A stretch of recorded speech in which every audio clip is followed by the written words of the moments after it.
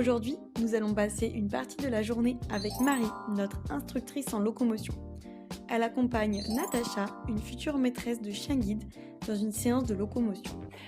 Bonjour, alors je m'appelle Marie Crespet, je suis instructrice en orientation et mobilité ou instructrice en locomotion. Je travaille à l'association des chiens guides Grand Sud-Ouest, donc basée à Toulouse, depuis presque 10 ans. Moi, j'accompagne les personnes déficientes visuelles pour les aider à développer leur autonomie de déplacement. L'objectif, c'est que ces personnes sortent là où elles ont envie d'aller, en se sentant en sécurité, en ayant confiance en elles, avec aisance, avec facilité. Donc, dans le processus de demande de chien guide, nous, les instructeurs de locomotion, on va rencontrer la personne pour faire un point sur la façon dont elle se déplace. On va voir comment la personne se déplace et, si besoin, on va organiser des séances de travail pour préparer la personne avant la remise de chien guide. Donc, Natacha, c'est une dame qui demande un chien guide pour la première fois. Elle est dans cette phase de préparation, donc là on fait des séances de locomotion. Là l'objectif c'est de repérer des trajets pour qu'elle puisse rejoindre un parc pour pouvoir détendre son chien quand elle aura son chien guide. Les séances de locomotion sont importantes dans le processus de remise de chien guide parce que le chien a un rôle dans le déplacement mais la personne déficiente visuelle a un autre rôle. Le chien, lui, son travail c'est de contourner les obstacles